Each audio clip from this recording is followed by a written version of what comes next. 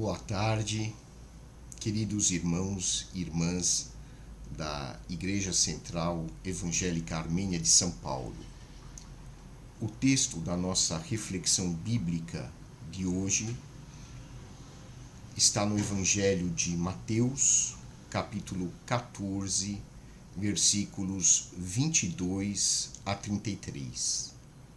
Assim diz a palavra de Deus. Logo a seguir, compeliu Jesus os discípulos a embarcar e passar adiante dele para o outro lado, enquanto ele despedia as multidões. E despedidas as multidões, subiu ao monte a fim de orar sozinho. Em caindo a tarde, lá estava ele só. Entretanto, o barco já estava longe, a muitos estádios da terra, açoitado pelas ondas, porque o vento era contrário. Na quarta vigília da noite, foi Jesus ter com eles, andando por sobre o mar. E os discípulos, ao verem-no andando sobre as águas, ficaram aterrados e exclamaram: "É um fantasma!" E tomados de medo, gritaram. Mas Jesus imediatamente lhes disse: "Tende bom ânimo, sou eu, não temais." Respondendo-lhe Pedro, disse: "Se és tu, Senhor, manda-me ir ter contigo por sobre as águas." E ele disse: "Vem." E Pedro, descendo do barco, andou por sobre as águas e foi ter com Jesus. Reparando, porém, na força do vento, teve medo e, começando a submergir, gritou: "Salva-me, Senhor!" E prontamente Jesus, estendendo a mão, tomou-o e lhe disse: "Homem de pequena fé, por que duvidaste?" Subindo ambos para o barco, cessou o vento. E os que estavam no barco adoraram, dizendo: "Verdadeiramente és filho de Deus." Oremos. Santo Deus, nosso Pai, nós te agradecemos pela tua palavra e pedimos que o Senhor nos ilumine por meio do teu Santo Espírito para que possamos compreender aquilo que tu tens a nos ensinar neste dia. Te agradecemos, Pai querido, em nome de nosso Senhor e Salvador Jesus Cristo. Amém.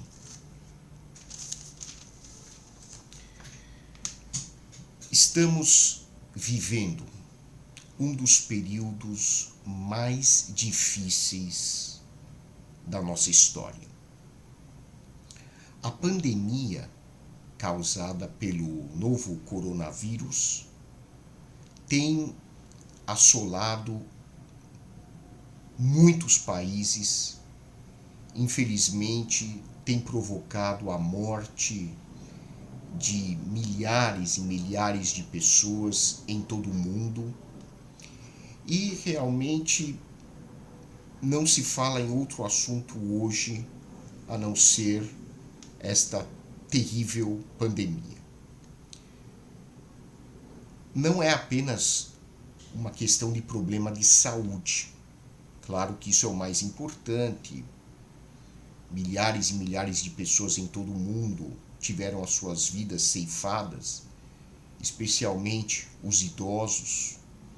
Quando nós olhamos os noticiários e verificamos que, por exemplo, na Itália, os médicos têm que optar por quem vai viver, quem vai morrer, isso nos deixa terrivelmente angustiados.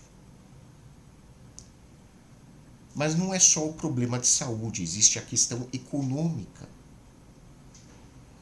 Muitos comerciantes, pessoas autônomas, terão o seu orçamento gravemente comprometido.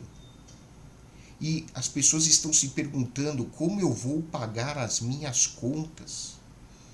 Eu tenho funcionários, como eu vou pagá-los? E o efeito indireto dessa pandemia é que talvez muitas pessoas morram por causa do coronavírus sem terem sido infectadas pelo coronavírus. Vão morrer de outros problemas, vão morrer de infarto causado por estresse agudo, pessoas vão ficar deprimidas, vão ficar desesperadas. E talvez muitas pessoas passem fome. E o que a gente vê nessa época de crise é que muitas pessoas já estão adotando comportamentos completamente irracionais, adotando às vezes um comportamento de pânico, de histeria, de falta de controle. Há pessoas, por exemplo, que estão adotando a negação, negam que exista algum problema, acham que é uma conspiração internacional, acham que é tudo uma invencionice, uma fantasia, como se não estivéssemos diante, de fato, de um problema de calamidade pública. Há outras pessoas que adotam o humor inapropriado, brincam o tempo todo como uma maneira de aliviar o estresse.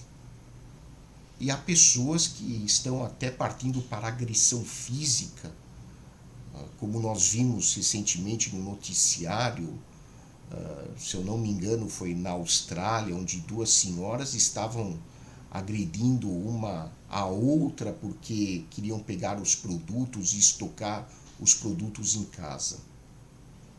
Enfim, nós estamos vivendo um momento extremamente difícil e a grande dificuldade é nós termos sabedoria para lidar com um momento assim nas nossas vidas. E, mais uma vez, meus irmãos, aí entra a importância da palavra de Deus. Somente Deus tem uma resposta, ou melhor, a resposta sábia para sabermos o que fazer diante de uma situação destas. Os médicos, os cientistas estão se esforçando, estão empreendendo todos os seus conhecimentos, seus esforços, seu empenho para resolver esta situação. Que Deus abençoe ricamente a cada um daqueles que está empenhado em resolver este problema. A questão é, do ponto de vista espiritual, do ponto de vista emocional, como vamos lidar com isto? E neste momento, Deus, por meio de Jesus Cristo, quer falar com você e comigo sobre como nós devemos agir. Qual é a maneira mais sábia de nos comportarmos neste momento? Pela leitura da Bíblia, nós aprendemos que a fé sempre nos torna vencedores, mesmo nas circunstâncias mais difíceis das nossas vidas. O que nós podemos aprender a partir da experiência de Pedro aqui no mar?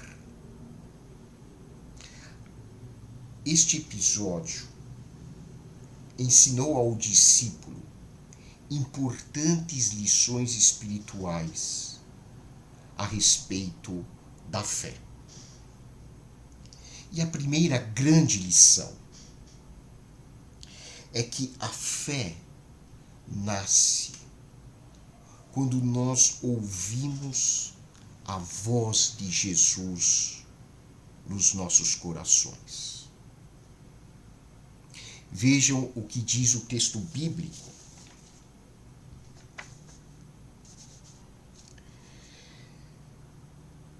enquanto eles estavam lá no mar, as ondas agitadas, com certeza estavam tomados pelo medo, pelo pânico. Eles escutam Jesus dizendo assim: tende bom ânimo, sou eu, não temais. Acharam que era um fantasma vindo na direção deles. Mas depois, quando viram melhor, perceberam que era a pessoa de Jesus. Então ouviram a sua voz dizendo: sou eu, não tenham medo. E aí então nasce a fé em nossos corações. Porque nós, embora não estejamos no meio do mar, nós estamos numa situação caótica. E esse texto serve de simbolismo para representar aqueles momentos da nossa vida quando o nosso mar está agitado, quando nós olhamos de um lado para outro e não vemos solução. E procuramos Jesus e às vezes dá a impressão que estamos vendo um fantasma, vemos todo mundo menos Jesus. Aí então o Espírito Santo nos capacita a ouvir a doce, porém firme voz do Filho de Deus, dizendo aos nossos corações: calma, sou eu, não temais. E neste momento, meu querido amigo, minha amiga, procure dar mais atenção, não àquela centena de mensagens que você está ouvindo no WhatsApp, aquele monte de fake news, uma bobagem atrás da outra, roubando a paz no seu coração. Claro, há mensagens que são oficiais, essas você pode ler, mas dá um tempo agora. Para de ficar escutando esse monte de notícias e canalize a atenção da sua mente, do seu espírito, para a voz de Jesus no seu coração, dizendo: sou eu. Tenha bom ânimo, sou eu. Não tema. É Jesus dizendo agora para você, aonde você estiver, independente da situação que você está vivendo, Jesus está dizendo para você neste momento: tenha bom ânimo, sou eu, não tema. Essa é a voz de Jesus no seu coração. Não é a voz dos partidários do pânico, dos partidários do quanto pior, melhor, daqueles que procuram colocar você numa situação em que você não consegue nem mais raciocinar, nem mais trabalhar. Jesus é diferente. Se Jesus pudesse mandar uma mensagem de WhatsApp do céu para você, essa mensagem destoaria totalmente daquilo que você tem lido nos últimos dias. Porque o que você tem lido nos últimos dias diz assim: entre em pânico, desespere-se, você está acabado, os seus pais vão morrer de coronavírus, você não tem mais solução para a sua vida, você vai falir. Se Jesus pudesse mandar uma mensagem de WhatsApp, ele diria: olha, tenha bom ânimo. Eu venci o mundo. Vocês vão passar por dificuldades, sim, mas tenham bom ânimo. Sou eu que estou falando. Sou eu, Jesus. Parem de ficar olhando para as circunstâncias e escutem a minha voz nesse momento. Se você recebesse uma mensagem de WhatsApp assim, você diria: esse cara é lunático, é um maluco. Como ele pode não olhar para a lógica das coisas? Que tipo de mensagem é essa? Quem pode ter mandado uma mensagem absurda dessas? Mas lembre-se, a lógica do mundo é diferente da lógica de Jesus. O mundo está dizendo para você: entre em pânico, pare de raciocinar, haja como um doido, desespere-se, não durma. A mensagem do mestre é diferente. Ele diz: calma, raciocine, tenha bom ânimo. Sou eu, Jesus. Não tema. Em segundo lugar, a lição espiritual que nós aprendemos dessa passagem é que a fé se alimenta da visão de Jesus em nossas mentes. Vejam que interessante. Pedro disse: se és tu, Senhor, manda-me ir ter contigo por sobre as águas. E ele disse: vem. E Pedro, descendo do barco, andou por sobre as águas e foi ter com Jesus. Reparando, porém, na força do vento, teve medo e, começando a submergir, gritou: salva-me, Senhor. E prontamente Jesus, estendendo a mão, tomou-o e lhe disse: homem de pequena fé, por que duvidaste? Enquanto Pedro olhava para Jesus, ele conseguia andar por sobre as águas. Mas quando ele parou de olhar para Jesus e reparou na força do vento, na impetuosidade do mar, ele afundou, ele submergiu. Olha, Deus não está preocupado em você acreditar que pode andar literalmente sobre o mar. Se você quiser ir passear no mar, você pode pegar um barco. O objetivo desse texto não é o objetivo que aparentemente nós temos à primeira vista quando lemos ao pé da letra, como se o ser humano pudesse literalmente andar por sobre as águas. As águas na Bíblia são um simbolismo da impetuosidade da vida. Quando você estiver atravessando mares com ondas agitadas, olhe para Jesus e você vai superar os seus problemas. Você vai andar por sobre as águas, no sentido espiritual da expressão. Você não vai afundar.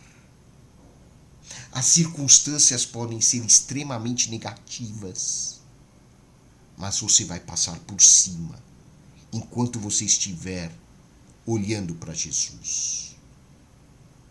Lembre-se que o propósito maior de Deus na nossa vida espiritual não é o nosso conforto físico, é o nosso crescimento espiritual. Então pode ser que você esteja até com uma doença, ou até tenha adquirido o coronavírus no seu corpo. Pode ser que você esteja sofrendo. E você vai dizer, mas eu estou olhando para Jesus. Saiba que você está vencendo com Jesus. O propósito de Jesus nem sempre é a cura dos nossos corpos, porque esses corpos estão destinados à decomposição, seja agora ou mais tarde. Isso inevitavelmente vai acontecer. Mas você está sendo vitorioso no seu espírito, porque a nossa verdadeira vida não está aqui nesta terra. A nossa verdadeira vida está nas regiões celestiais em Cristo.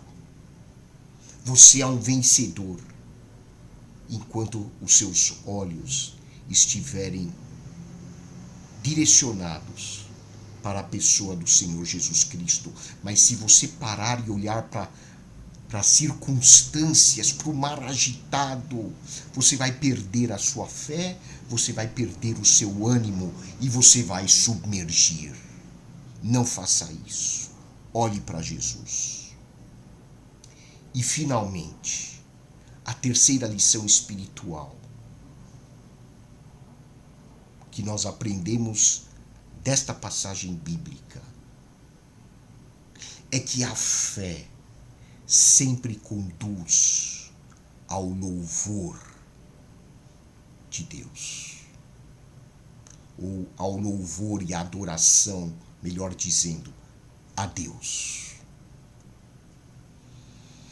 A verdadeira fé nos conduz a uma atitude humilde de adoração a Deus. Vejam, os que estavam no barco adoraram, dizendo verdadeiramente: és filho de Deus. Esse é o resultado da verdadeira fé. E é isso que vai acontecer na sua vida, meu querido irmão, meu amigo, minha irmã. Quando você realmente tem fé em Jesus,